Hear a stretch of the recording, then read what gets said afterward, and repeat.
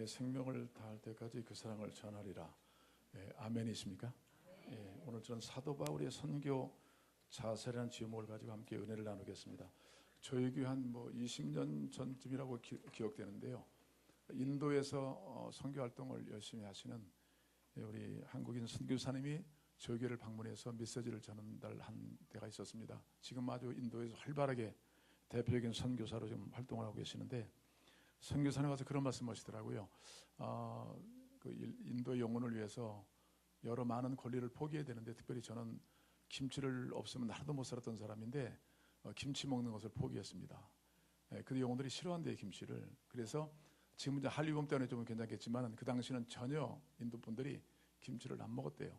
그래서 그 먹는 것까지도 포기했습니다. 그때 그 말씀이 굉장히 인상적으로 다가오더라고요. 그 영혼을 위해서, 복음을 위해서 자기가 가지는 권리를 포기했다. 이게 바로 선교의 자세 아니겠습니까?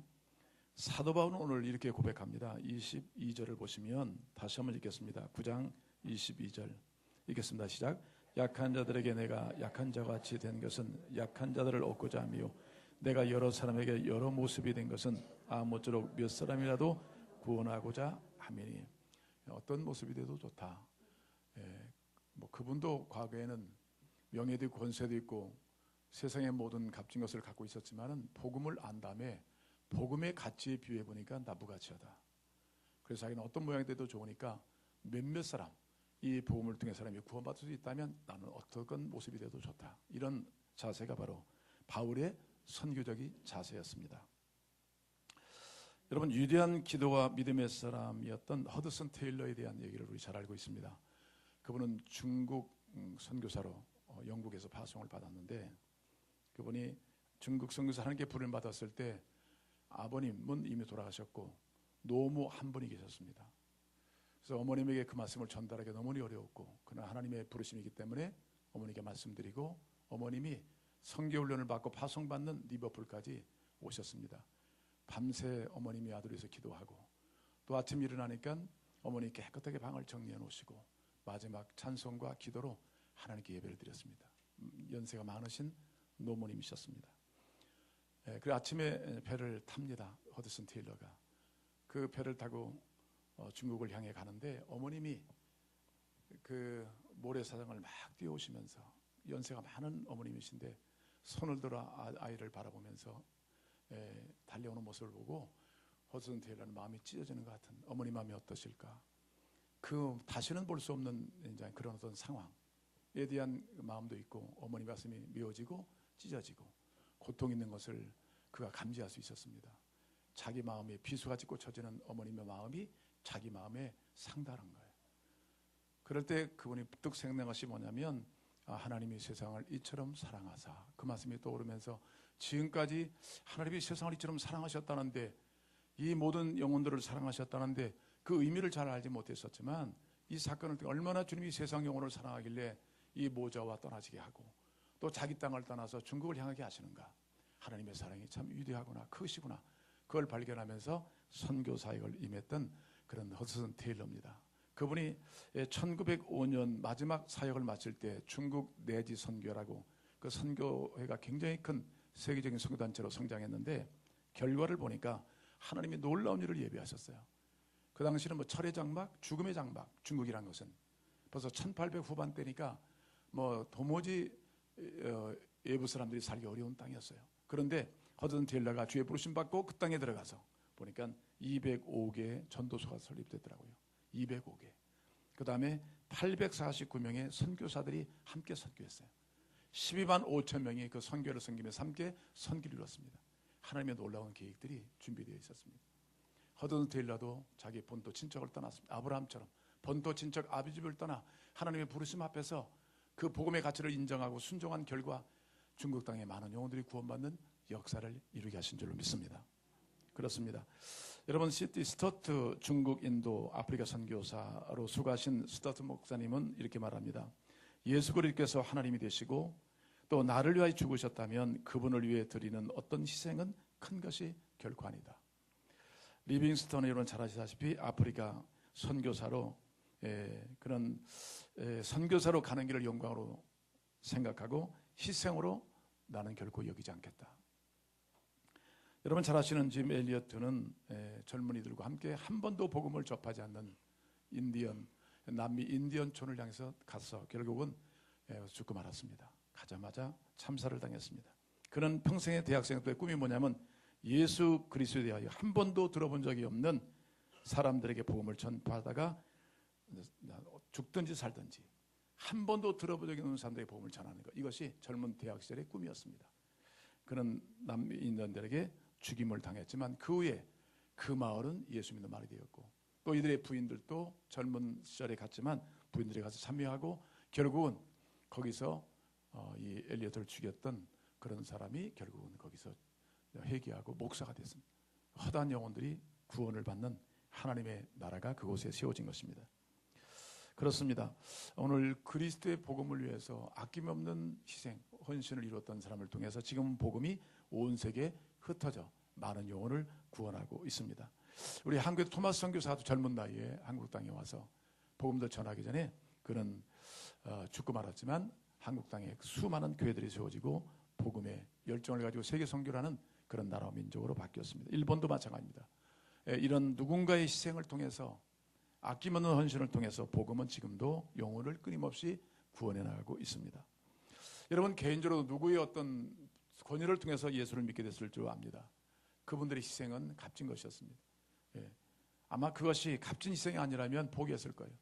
그러나 기쁨과 소망이 있는 희생이었기 때문에, 그 복음이 주는 능력이 영혼을 구하는 것이기 때문에 아마 끊임없이 여러분에게 복음을 전했을 것입니다.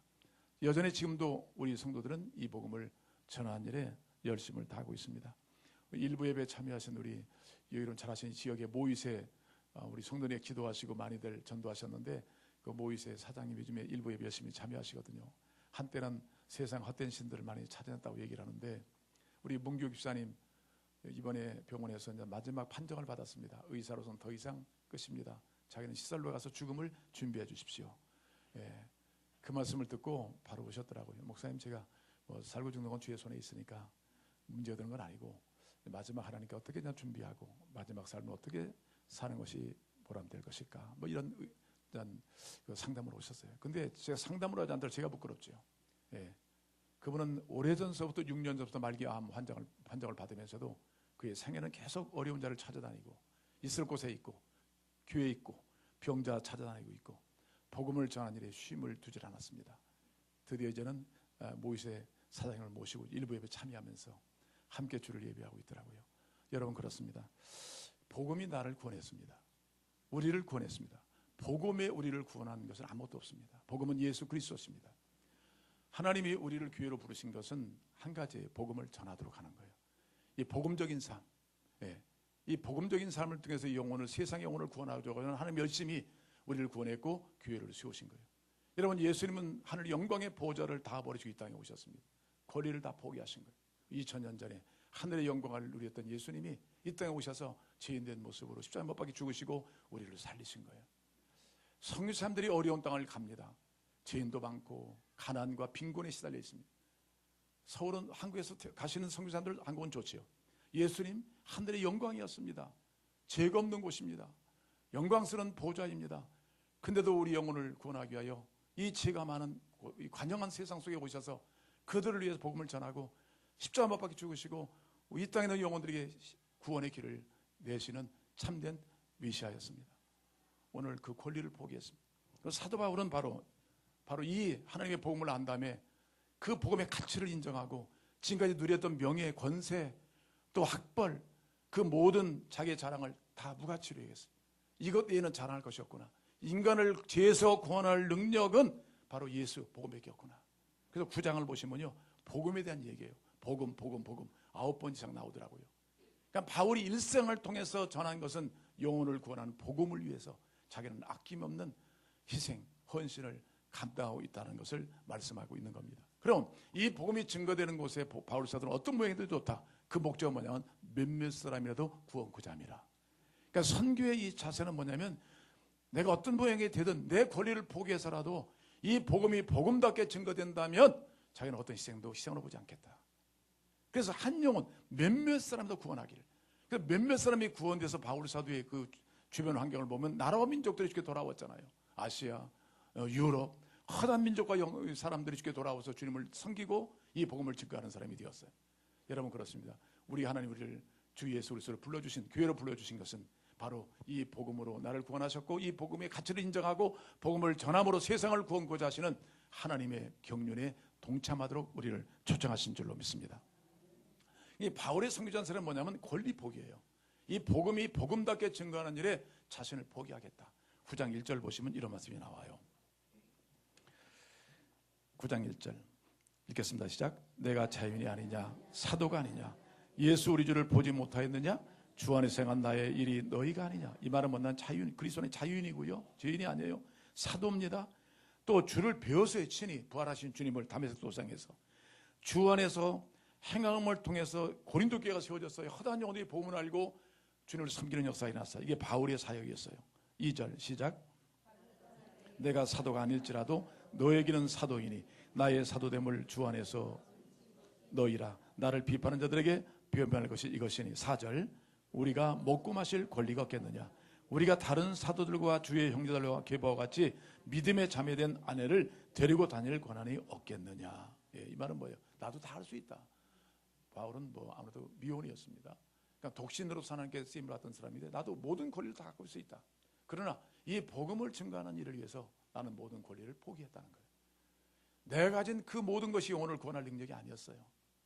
오직 이 복음 예수만이 영혼을 구원할 능력, 사람을 변화시킬 능력, 하나님의 산업 만들 능력이 복음에 있기 때문에 자기는 복음을 위한 것이라면 모든 권리를 다 포기하겠습니다. 나라도 민족도 뭐 지역도 부모도 다 내려놓고 이 복음이 복음되는 일에 나는 자신을 드리기를 원합니다. 그런 의도예요. 예수님께서 아브라함을 부르실 때도 마찬가지고 제자를 부르실 때 특별한 것이 뭐냐면 자기를 부인해야 돼요. 철저하게 하나님 중심, 복음 중심으로 가야만 영혼이 구원받을 수 있기 때문에 철저하게 우리 가운데 그런 헌신을 하나님이 요청하신 줄로 믿습니다. 첫째는 권리 포기예요. 아까 말했던 것처럼 김치 먹는 것도 포기했다는데 우리는 영혼들, 상대방이 정말 그 복음을 받아들이게 거부반응을 일어나는 그런 부분들에 대해서 나의 자존심도 내려놓고 내가 가진 자랑도 내려놓고 어떤 복음이 복음답게 증거될 수 있도록 자신을 더 낮추고 겸허하게 쓰임받는 것이 이 복음이 복음되는 길인 줄로 믿습니다. 그래서 결코 바울은 자기를 자랑하지 않아요. 오직 자랑할 거 있다면 자기 약함을 자랑했고 예수만을 자랑했습니다. 예수가 나를 이렇게 은혜를 주 구원받았다. 나 같은 사람도 구원해 주셨다.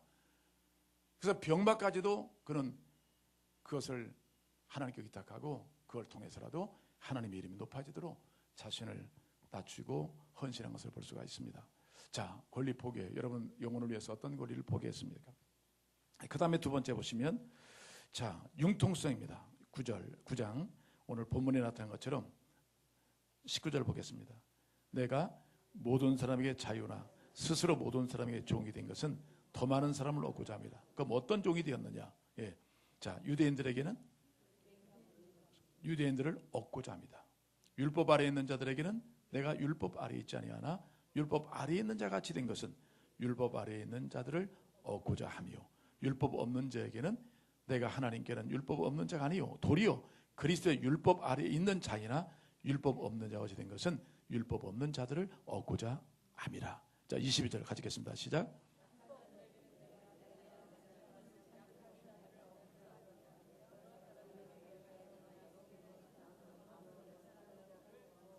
그렇습니다. 어떤 모양이 되든지 어떤 모습으로 나타나든지 카멜리안처럼 어떤 그 목적을 달성하기 위해서 복음이라는 목적을 달성하기 위해서 나는 어떤 모양이 돼도 좋다. 선교사들이 나가면 뭐 한때 우리 선교에 좀 실패란 얘기가 어디서 나왔느냐면 한국 사람이 아프리카 간다든지 선교사로 어떤 중앙아시아를 간다든지 갑니다. 꼭 한국 사람이 되도록 만들어버리는 것.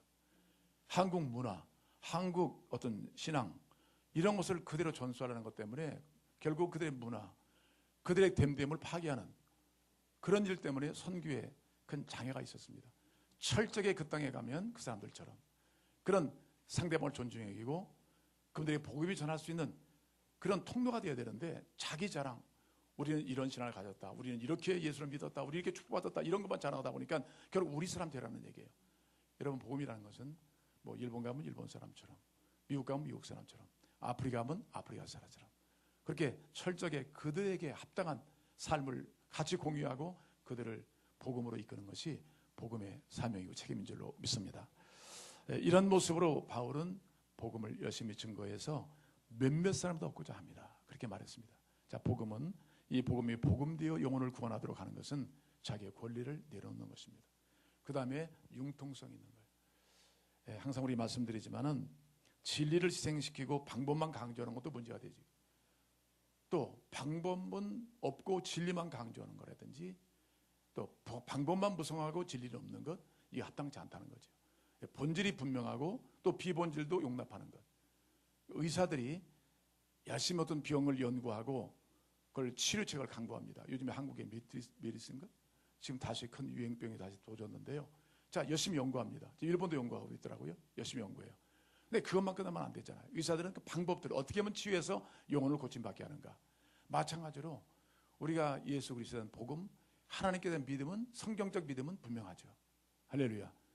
예수가 없이는 구원이 없는 거니까. 방법이 구원시키는 거 아니니까. 예수 자체가 영혼을 구원시키고 영혼을 변화시키는 거예요. 성경은 영원한 진리예요. 가산할 수가 없어요. 버티거나 뺄 수가 없어요. 영원한 진리이기 때문에. 그리고 예배도 마찬가지예요. 하나님께 드리는 예배예요. 그러나 방법은 다양해요.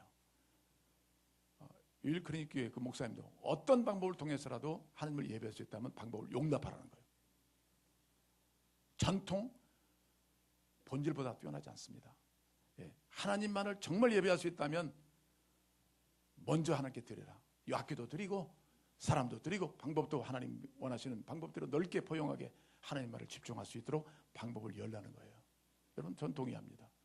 꼭 나 같은 방법이 아니에요. 침례 같은 방법이 정통이 아니에요. 하나님 방법, 성경적인 방법이 정통이에요. 아멘. 장로교 방법이 정통도 아니에요. 요즘 막 바꾸고 있습니다. 많이 바뀌어져요. 왜? 방법은 문화에 맞추는 거예요. 문화는 사람이 만들어가는 거예요. 하나님이 영역하신 영역이에요. 하나님만이 변함이 없으시다면 세상은 그 안에서 바뀌어질 것입니다. 그런 측면에서 오늘 본 말씀처럼 융통성이 중요하다고 봐요. 바울이 자랑할 것이 많은 사람이에요. 그러나 자기 자랑을 통해 영혼을 구원할 사람은 하나도 없어요. 예수만이 영혼을 구원할 능력이 있기 때문에 이 복음을 전하는 일에 나는 어떤 모양도 좋다. 아마 여러분 전도받을 때 그렇게 전도하셨을 거예요. 싫은 소리 다 했는데도 끝까지 자신을 낮추고 자기에 맞추려고 비위를 맞추고 시간을 맞추고 환경을 맞추면서 어떻게든지 나에게 접근했던 그분들을 통해서 우리가 구원받은 거예요. 할렐루야. 복음이 복음답게 하는 것, 복음이 영혼을 구원하게 하는 것이 신자의 중요한 목적이에요. 교회의 존재 목적이 바로 거기 있다고 믿습니다.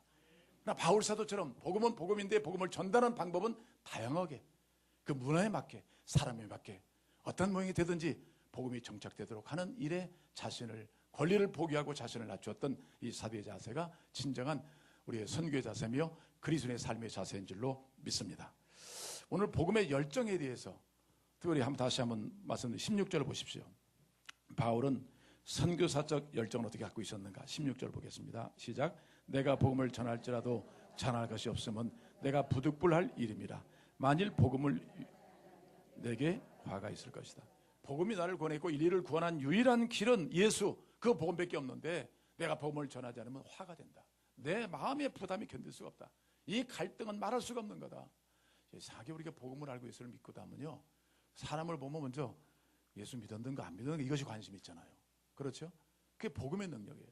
세상에 예수 믿고 내가 구원을 받았다면 나도 구원시켜 주셨는데 그 사람들에 향하는 이 복음이 모든 영혼에 대한 복음이기 때문에 그 마음이 들어요. 이 마음이 없다면 이제 심각한 문제예요. 그래서 이 복음을 전하자면 내게 화가 있을 것이다. 왜? 이 복음을 통해서 사람을 구원하도록 하나님은 교회를 세워 우리를 구원하셨는데 이 복음을 전하지 않는다? 이것은 사람의 생명을 방임하는 거예요. 굉장히 위험스러운 것이죠. 그런 측면에서 주님께서는 이 사도 바울을 통해서 복음을 전하자면 화가 된다. 그 하나님의 생명을 나눠줄 자들에게 복음을 전하지 않는 이 행위는 불순종이다. 그렇게 말씀하시는 거죠. 나를 구원하신 복음, 인류를 구원할 유일한 복음은 예수 그리스도밖에 없습니다. 이 복음을 전하는 일에 힘을 다하는 우리 모두가 되기를 원합니다. 근데 바울은 그 열정이에요. 내게 화가 있다. 왜? 복음은 당연히 전해야 된다. 당위성. 이것만이 유일한 인류의 구원이다. 이 사실을 알았기 때문에 그 마음에 짓누르는 거룩한 부담감이 있었던 거예요. 그 부담감이 열정으로 나타난 거예요. 다시 한번 22절 보겠습니다. 그 열정이 또 22절 시작. 약한 자들에게 내가 약한 자같이 된 것은 약한 자들을 얻고자 하며 내가 여러 사람에게 여러 모습이 된 것은 아무쪼록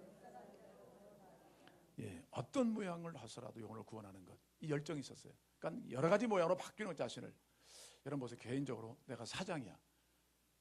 근데 종업원을 구원하기 위해서 내가 가장 낮은 자리에서 그들을 섬기고 주께로 인도하는 게 쉬운 게 아닙니다. 근데 바울 사도는 어떤 모양이 되든지 그 영혼을 구원할 수 있다면, 왜 모든 사람이 구원의 대상이니까 나의 모습을 좀 내려놓고 그들에 맞춰서 그들을 주께로 인도하는 그런 방법을 모색했다는 거예요. 그만큼 인류에게 중요한 것은 구원인 것입니다. 인류에게 필요한 것은 복음인 것입니다. 오늘 세계도처에 지금 흩어진 선교사들을 보세요. 그 과거로부터 미국에서 영국에서 세계 각지에 복음을 전했던 사람들, 한국에 또 중국에 여러 민족과 나라에 복음을 전했던 그 사람들이 자기 민족을 떠나서 부모를 떠나서 대단한 학벌들이었어요. 다 내려놓고 그 땅에 종교 영광을 다 얻을 수 있었어요. 근데 그 땅에 가서 종로로 타면서 그들의 비율을 맞춰가면서 문화에 맞춰가면서 복음을 전함으로 온 세상이 이렇게 하나님 나라가 세워진 줄로 믿습니다. 바로 이 정신이 예수의 정신이고 바로 사도 바울의 정신이고 교회 정신이 될 때 교회가 영원 무궁하다는 것입니다. 이런 정신을 갖고 가깝게는 이웃들에게, 가족들에게, 또 멀리 있는 선교사들에게 복음을 전하는 이 복음의 정신만 있다면 하나님이 이 복음을 통해서, 이 순종을 통해서 못하실 일이 없는 줄로 믿습니다. 이 복음의 열정이 어떤 일들을 일어난지 한번 고린도 후서 11장 보십시오. 그 몇몇 사람도 구원하고자 하는 그 열정이 식질 않아요. 웬만하면 이런 고난을 겪으면 식을 것 같은데 식질 않아. 11장 22절 23절로부터 보겠습니다. 23절로 27절까지 같이 읽겠습니다. 시작.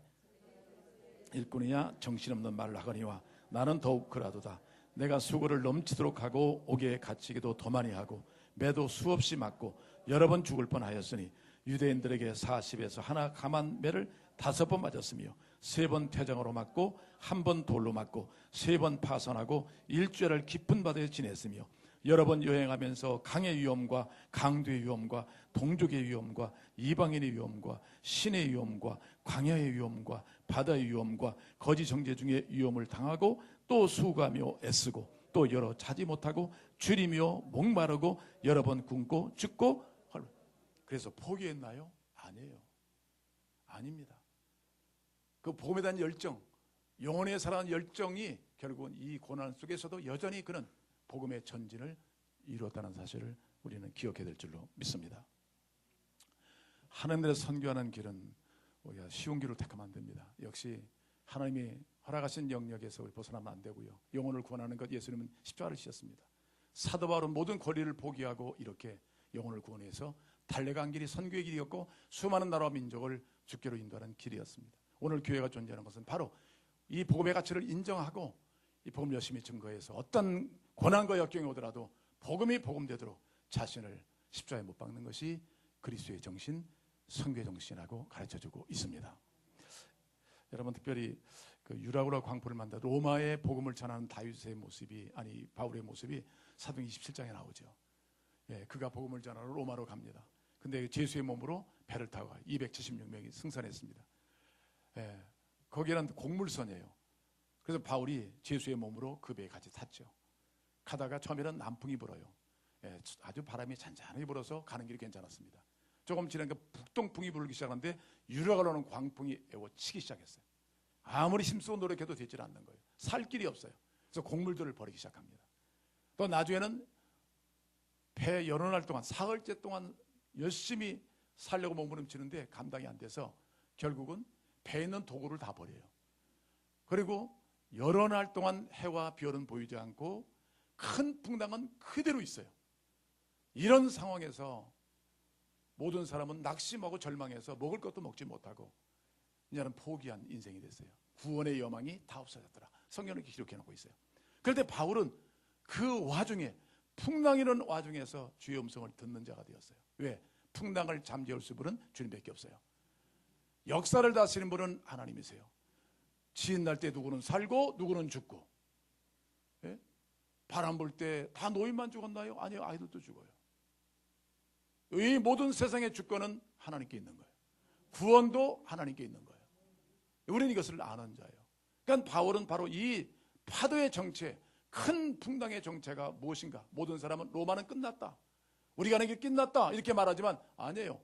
바울은 하나님이 이미 로마로 가야 된다고 말씀하셨기 때문에 그 죽음이 오는 파도 속에서도 하나님 뭐라고 말씀하시는가? 그 음성을 들었어요. 근데 주님께서는 안심하라, 배는 손상이 있겠지만 사람에게는 한 명도 손상이 없으리라. 그 말씀하셨어요. 그 말씀을 듣고 드디어 로마에 가서 로마의 복음이 이루어지고 로마가 기독교 국가가 된 거예요. 여러분, 어떤 위경과 위험 속에서도 하나님 성을 들을 수 있다면 그게 꼭 지혜예요. 우리의 인생을 이끄시는 분은 주님이십니다. 할렐루야. 이번에 우리가 몽골 선교탄들이 우리의 처음은 남풍이야. 여기서 비행기 타면 그냥 바로 인천공항까지 1시간 반이면 갑니다. 근데 갑자기 큰 풍랑이, 일본의 파도가, 이 폭풍이 몰아쳤어요. 세상에 이런 폭풍이 없을까 싶을 정도로 아마 처음 경험하신 분이 많았을 거예요. 유라굴로를 연상하더라고요. 웬 폭풍인가 풍랑인가. 아무리 찾아도 갈 수가 없던 거예요. 이미 몽골은 예약이 돼 있죠. 선교. 또 몽골 가는 비행기도 한국에서 예약이 다 돼 있습니다. 취소할 수가 없는 이런 상황이에요. 여러 방법을 기도하면서 찾아 선교비원들이 많은 분들이 기도하면 찾았어요. 근데 하나님께서 우리를 어디로 인도하시냐면 버스를 빌려서 나가사키까지 12시간이에요. 네. 생명에는 이상이 없습니다. 여러분, 사람이요 살고 있다면 기회가 됩니다. 재물이 많이 있다 하더라도 생명이 있는 사람은 무다예요. 어떤 고난 중에도 생명을 갖고 생명력을 가진 사람은 역사를 반전을 이루어갑니다. 고난이 더 새로운 세계를 만들어가요. 이게 영적 리더들의 탁월한 리더십이에요. 그런데 이번에 그런 어려움이 왔어요. 근데 우리 누구의 말씀에 귀를 기울여야 돼요? 하나님의 말씀에 귀를 기울여야 돼요. 근데 하나님 우리 어디로 인도하셨어요? 나가사키로 인도하셨어요. 근데 많은 선교사님들이 나가사키에 무슨 국제공항이 있어요? 목사님 그 후쿠오카 그런 얘기 다 하더라고. 근데 나가사키에서 한국 가는 비행편이 열려 있더라고요. 저는 생각해 봤어요. 하나님이 왜 나가사키로 인도하셨을까? 여러분, 나가사키는 일본 순교자의 도시예요. 순교자의 무덤이에요. 선교에 가는 길 바울은 그 모든 고난을 겪으면서도 그 매맞음과 고통과 굶주림과 아픔 속에서도 결코 포기하지 않았던 열정이 그 안에 살아있었어요. 복음만이 영혼을 구원할 수 있다. 그 열정이 있었어요. 그래서 생각해 봤어요. 좀 생각하셔야 돼요. 어려움이 올수록 생각하셔야 돼요. 그래서 주님께서 이제 내가 왜 나가사키를 인도하냐? 나가사키에 정신을 좀 가지고 가라. 네? 여러분, 특별히 26명의 성인을 아시죠? 교토에서 예수 믿는 사람들 잡혀서 결국은 토요토미 히데요시 시절이에요. 핍박을 했을 때 귀를 다 잘라서 26명. 코까지 자르려다가 몇몇 사람들이 그건 가혹합니다. 그래서 믿는 사람들 귀가 잘려서 맨발로 드디어 1000km를 걸어갑니다. 맨발로. 그래서 교토 사카이로 시작해서 드디어 나가사키에 가요. 거기서 드디어 기다리는 것은 십자가였습니다. 나이는 12살짜리도 있었고 13살, 14살짜리 있었습니다. 또 외국에서 온 신부도 있었고 또 일본의 그리스도인들이 많이 있었습니다. 그들이 기다리는 건 십자가였습니다. 다 십자가 못 박혀 죽게 되었습니다. 그때 마지막 아이들이 좀 불쌍하고 똑똑한 아이들이니까 정부 당국에서 니들이 만약 예수를 포기하고 예수 안 믿는다 그러면 이 십자가에 죽질 않아. 그랬더니 그 중에 아이가 제 십자가가 어디 있어요? 물어보더라는 거예요. 내가 올라갈 십자가는 어디 있어요? 내가 가야 할 십자가 어디 있습니까? 저는 십자가를 선택하겠습니다. 그랬다는 거예요. 그들이 죽었나요? 아니에요. 그리스도 안에서 살아 있습니다. 영원히 살고 있어요. 예수 믿지 않는 영원히 죽습니다. 지옥에 갑니다. 오늘 예수밖에 없어요. 그분은 하늘의 보좌를 버리시고 이 땅에 오셔서 우리의 구원을 위해서 그의 권리를 포기하고 그는 뭐 죄인 모습도 됐다가 어떤 모습이 되든지 영혼을 구원하기 위해서 창기도 만나고 세리도 만나고 죄인도 만나고 다 그들의 친구가 되어서 끝내는 십자가로 올라가시고 죽으심으로 우리 가운데 영원한 천국의 길, 생명의 길을 열어놓으신 거예요. 누구든지 예수를 믿기만 하면 구원을 주시는 은혜를 주신 겁니다. 희생은 주님이 다 당하시고 구원을 우리에게 은혜로 주신 거예요.